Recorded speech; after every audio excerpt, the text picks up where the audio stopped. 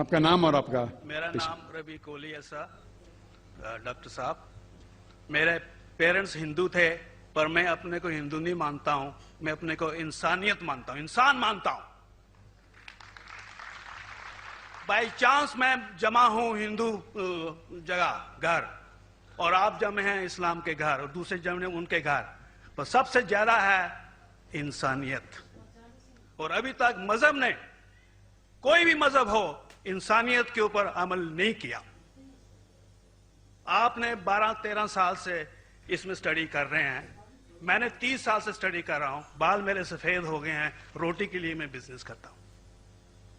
पर जो किताबों के आपने पढ़े हैं, आपने ये जांच की वो किताबें किसने लिखी हैं? हजारों साल बाद लिखी हैं। पहले एक जुबान की बात होती थी, कोई राम राम राम कह के उसके कहावत है मर मर मर कहने लगा, उसको पूजना है। वेदा ऐसी थी, ग्रीक मैथोलॉजी ऐसी थी, इजिप्शियन मैथोलॉजी ऐसी थी, इब्राहिम से लेके मोसेस तक, और आपके मोहम्मद साहब के तक। आपका मोहम्मद साहब का जो किताब लिखेगी कुरान, 50 साल बाद लिखेगी, और नहीं 40-50 कोई भी हो।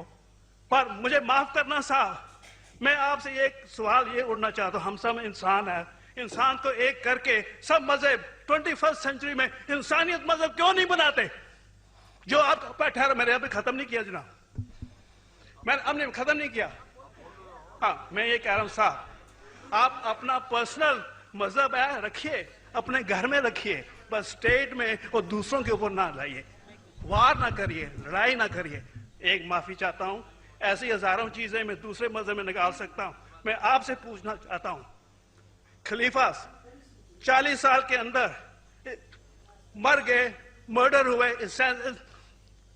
असैसिनेट हुए, और अली साहब जो थे वो ग्रैंडसन हमारे पैगंबर के थे। ये चीजों के हवाला दूसरों में भी है, मैं हजारों दे सकता हूं, पर इसका सवाल मैं आपसे कहना चाहता हूं। भाई साहब ने अच्छा सवाल पूछा, लंबा था, तकरीर थी छोटी। भाई साहब ने कहा कि वो हिंदू धर्म में पैदा हुए लेकिन हिंदू नहीं है, इंसान है। क्यों ना हम एक मजहब इंसानियत बनाते हैं? उनका जो कहना है वो इंसान है। भाई साहब, हर शख्स, हर इंसान जो पैदा होता है वो इंसानी होता है, लेकिन सिर्फ इंसान होना काफी नहीं है। इंसान होना जरूरी है। हर मुसलमान पहले इंसान होना जरूरी है उसे।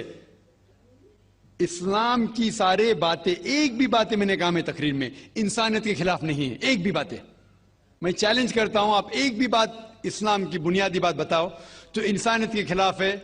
मुसलमान होने के लिए अच्छा इंसान होना जरूरी है।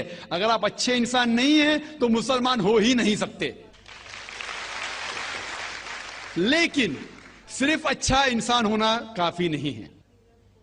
मिसाल के तौर पे डॉक्टर बनने के लिए 10वीं पास करना जरूरी है, फिर 12वीं, फिर डॉक्टरी।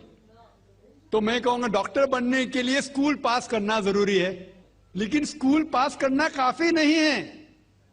तो इस्लाम में अच्छा मुसलमान बनने के लिए अच्छा इंसान बनना जरूरी है, लेकिन सिर्फ अच्छा इंसान बनना काफी नहीं है। समझ रहे? क्यों? क्योंकि इंसान को जिसने पैदा किया उसकी इबादत करना जरूरी है। जिसने आपको पैदा किया, जिसने आपको पैदा किया, उसकी अगर आप इबादत नहीं करेंगे तो इंसानियत के नाम पे कलंक है। आप कहते हैं कि मजहब, जितने मजहब है सब भेदभाव पैदा करता है, नफरत पैदा करता है। आपने कहा, शंकराचार्य ने बिल्कुल सही कहा। शंकराचार्य ने कहा कि कोई भी मजहब नहीं सिखाता कि आपस में भेदभाव करना। उनकी भी स्टडी है, मेरी भी स्टडी, आपकी भी स्टडी है। आपने कहा कि मैंने 10-12 साल किए, आपने 30 साल किए। अगर आप 30 साल किए उसका मतलब नहीं कि आप मुझसे अच्छे हैं, जरूरी नहीं है। मैंने नहीं कहा कि आपने कहा, मैंने ये भी नहीं कहा कि आपने कहा। मैंने कब कहा कि आपने कहा? मैं कह रहा हूं, मैंने कब कहा कि आपने कहा? मैं कह रहा हूं क्योंकि आपने कहा कि अब 30 साल की स्टडी की। मैं हिंदू मजहब पे भी चंद साल के, अल्हम्दुलिल्लाह सुम्मा अल्हम्दुलिल्लाह, कई शंकराचार्य से बात की, कई स्वामी जी से बात की, कई प्रीस्ट और फादर से अमेरिका में की। मैं तो अभी तक जवान हूं माशाअल्लाह, अल्लाह का फजल है, अल्लाह का फजल है। आपने कहा कि मजहब भेदभाव करता है, यह कहना बिल्कुल गलत है। मजहब भेदभाव नहीं करता। जो मजहब के मानने वाले हैं वो मजहब को सही तरीके से नहीं समझते हैं, इसीलिए भेदभाव पैदा करते, वो अलग बात है। गलती है मजहब के मानने वाले की, मजहब की नहीं। ये कह रहे हैं कि मजहब की, मिसाल के तौर पे एक मर्सिडीज कार है, मर्सिडीज कार है, मुझे ये जानना है कि मर्सिडीज कार कितनी अच्छी है। तो एक ड्राइवर मर्सिडीज कार चलाते जो ड्राइविंग जानते ही नहीं और मर्सिडीज कार को ठोक देते, तो किसकी गलती है, मर्सिडीज गाड़ी की कि ड्राइवर की? अगर आपको जानना है मर्सिडीज का कितनी अच्छी है तो आपको यह देखना चाहिए स्पेसिफिकेशन, उसका पावर कितना है, हॉर्स पावर कितना है, माइलेज कितना है, सेफ्टी मेजर कितना है, उसकी तहकीक करने के बाद आपको कहना चाहिए कि कितनी अच्छी मर्सिडीज कार है। अगर जानना चाहिए कितनी अच्छी है तो उसको बिठाओ जो ड्राइविंग जानता है। तो इसीलिए इस्लाम को जानने के लिए मुसलमानों को मत देखो, अगर देखना है तो मोहम्मद सल्लल्लाहु अलैहि वसल्लम को देखो। आप मुझे मत देखो, मुझे मत देखो, हमारे आज के मुसलमान को मत देखो। देखो जो सबसे अच्छा ड्राइवर है, सबसे अच्छा इस्लाम को समझ चुका है, वो मोहम्मद सल्लल्लाहु अलैहि वसल्लम है। उनको देख के इस्लाम की तहकीक करो, और तहकीक करने के लिए आपको इस्लाम की किताब पे जाना पड़ेगा।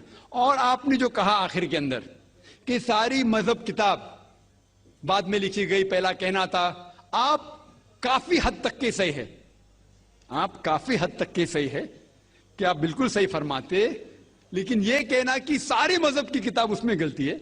अक्सर मजहब कितने किताब है, वेद हो, उपनिषद हो, बाइबल हो, ओल्ड टेस्टामेंट हो, न्यू टेस्टामेंट हो, आपने कहा मूसा अलैहिस्सलाम से लेके वहां से था, लेकिन आखिरी में जो आपने गलती की, मोहम्मद सल्लल्लाहु अलैहि वसल्लम, वहां गलती की। आखिर में आके आप अटक गए, आखिर में आके फंस गए। आपने शायद इस्लाम का मुताला सही तरीके से नहीं किया होगा, आपने शायद अरुण शुरू की किताब पढ़ी होगी। अगर आप कोई मजहब का मुताला करना चाहते हैं तो जो मजहब को समझ चुका है उसकी किताब पढ़ो। आप अगर अरुण शुरू की किताब पढ़ेंगे और इस्लाम के मुताला करा कहेंगे, ये किधर का सही फैसला है? मैं कहता हूं अरुण शुरू जैसे लोग की पढ़ी होंगी, क्योंकि जब भी कुरान नाजिल हुआ, जब भी कुरान की आयत नाजिल होती थी, मोहम्मद सल्लल्लाहु अलैहि वसल्लम अनपढ़ थे। जब भी कोई आयत नाजिल होती थी वो उसे याद करते थे और अपने साथियों सहाबा से उसकी तिलावत करते थे और सहाबा फौरन उसे लिख लेते थे। तो मोहम्मद सल्लल्लाहु अलैहि वसल्लम की मौजूदगी में हर आयत लिखी जाती थी और वो उसे चेक कर, मिसाल के तौर पे इक़रा बिस्मि रब्बिकल लज़ी खलक़ आयत नाजिल हुई, उन्होंने याद किया, सहाबा से कहा, सहाबा ने लिखा इक़रा बिस्मि रब्बिकल लज़ी खलक़, पढ़ के सुनाओ, पढ़ा, हाँ सही। अगर गलती होती तुम्हारी टोक देते थे। तो मोहम्मद सल्लल्लाहु अलैहि वसल्लम की मौजूदगी में जब भी अल्लाह सुब्हाना व तआला आयत नाजिल करते थे वो याद करते थे और लिखवाते थे और चेक भी करते थे। सारा कुरान मजीद मोहम्मद सल्लल्लाहु अलैहि वसल्लम की मौजूदगी में लिखा गया। तो आप जो कह रहे वो हजरत उस्मान का जिक्र कर रहे, वही तो अफसोस की बात है, आपने सही मुताला किया ही नहीं। हजरत उस्मान ने कई साल बाद, 40-50 साल बाद, जो आप कह रहे 40-50 यहां से आपको आया, उनने क्या कहा कि इस कुरान मजीद का जो नुस्खा है उसको और नुस्खे बनाए जाए और बाकी लोग में फैला दिया जाए, क्योंकि लोग को इख्तिलाफ था रवानगी के अंदर। तो उसको दूर करने के लिए हजरत उस्मान रज़ियल्लाहु अन्हु उनने कहा कि जो नुस्खा मोहम्मद सल्लल्लाहु अलैहि वसल्लम की मौजूदगी में था, उनने अपनी बीवी को दिया, हजरत हफ्सा को, और जो हजरत उमर की बेटी थी उनके पास महफूज था, उनने लिया, और सहाबा 5-6 सहाबा जो ज़ैद बिन थाबित रज़ियल्लाहु अन्हु उनकी सदारत में उसकी नकल की, और ये नकल हुए नुस्खे को दुनिया के अलग अलग जगह पे फैलाइए। और एक नुस्खा अब भी मौजूद है कोप्टा की म्यूजियम में, कोप्टा की म्यूजियम इस्तांबुल में। तो आप जो जिक्र कर रहे हैं वो उतारे हुए कुरान शरीफ का जिक्र कर रहे, जो हकीकत में कुरान शरीफ है वो मोहम्मद सल्लल्लाहु अलैहि वसल्लम की मौजूदगी में लिखा गया था। उनने खुद उसको चेक की क्या सही था, और जब भी आयत नाजिल होती थी अपनी सही जगह पे उसे लिखवा लेते थे मोहम्मद सल्लल्लाहु अलैहि वसल्लम। तो ये कहना बाकी मजहब की किताब में अक्सर आप सही है। मिसाल के तौर के ऊपर बाइबल 70 ईयर्स बाद लिखा गया है, वेद वो सैकड़ों साल बाद लिखा गया है। कितनी पुरानी वेद है, कभी वेद आया दुनिया में ये किसी को पता ही नहीं। वो आपके हिसाब से, स्वामी दयानंद सरस्वती के हिसाब से 1310 मिलियन ईयर्स ओल्ड, 1310। आप थोड़ी ठेकेदार है मजहब के, आप ठेकेदार है मजहब के क्या? नहीं ठेकेदार है ना।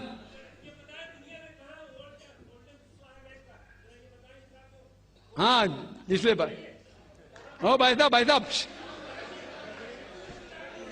ना, बिल्कुल सही भाई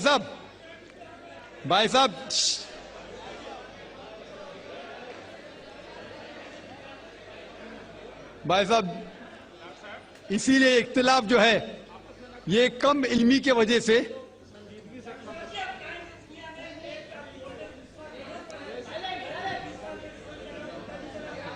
वेद का क्या नहीं, सब लोग चुप हो जाए। भाई साहब ने कहा कि दुनिया का सबसे ओल्डेस्ट स्क्रिप्ट वेद है, वो कुछ हिस्टोरियंस कहते हैं। बट ओल्ड होना मतलब नहीं कि सही, जो कुछ ओल्ड है वो सबसे बेहतर होना जरूरी नहीं। मिसाल के तौर पे मेरे पास पुरानी गाड़ी है 50 साल पुरानी, उसका मतलब नहीं कि नई गाड़ी से अच्छी है। ये भी हो सकता है कि पुरानी गाड़ी नई गाड़ी से अच्छी हो सकती है। मेरे पास मर्सिडीज कार है 5 साल पुरानी, जो नई मारुति से अच्छी होंगी। तो ये कहना कि कोई किताब है कोई मजहब पुराना इसलिए बेहतर है, बिल्कुल गलत है। जो आदमी को अक्ल है वो कभी भी ऐसा नहीं कहेगा कि पुरानी चीज बेहतर नई चीज बेहतर। वो चीज बेहतर है जो हक के ऊपर है, जो चीज हक के ऊपर है वो चीज बेहतर है। तो भाई साहब आपकी जो तहकीक है मजहबी किताबों पे जरा कमजोर और गलत है। आपको फिर से और 30 साल लगाने पड़ेगा इंशाअल्लाह। माशाल्लाह से बहुत ही अच्छी वीडियो थी, मुझे ये वीडियो बहुत ही पसंद आई है। और ऐसे जो जवाबात होते हैं, सवालों के जवाबात जो जाकिर नाइक देते हैं, इन्हीं से एक्सपेक्ट किए जा सकते हैं। तो इसी वजह से मुझे इनकी वीडियो बहुत ही पसंद आती हैं। आपको ये वीडियो कैसी लगी है हमें कमेंट बॉक्स में लाजिम बताइएगा। और अगर अभी तक आपने हमारा चैनल इस्लामिक वज़ाइफ अपडेट सब्सक्राइब नहीं किया तो जल्दी से हमारे चैनल इस्लामिक वज़ाइफ अपडेट को सब्सक्राइब करें और हमारी यूट्यूब फैमिली का हिस्सा बन जाए। और साथ ही बेल आइकन का बटन है, इसको भी प्रेस करते हैं ताकि आप तक हमारी आए लेटेस्ट वीडियो की अपडेट पहुंचती रहे। तो मिलते हैं इंशाअल्लाह ताला एक नई वीडियो में, तब तक के लिए हमें इजाज़त दीजिए। अल्लाह हाफिज़, अपना बहुत सारा ख्याल रखिएगा। और साथ में हमारे इस यूट्यूब चैनल का भी अस्सलामु अलैकुम वरहमतुल्लाहि वबरकातुहू।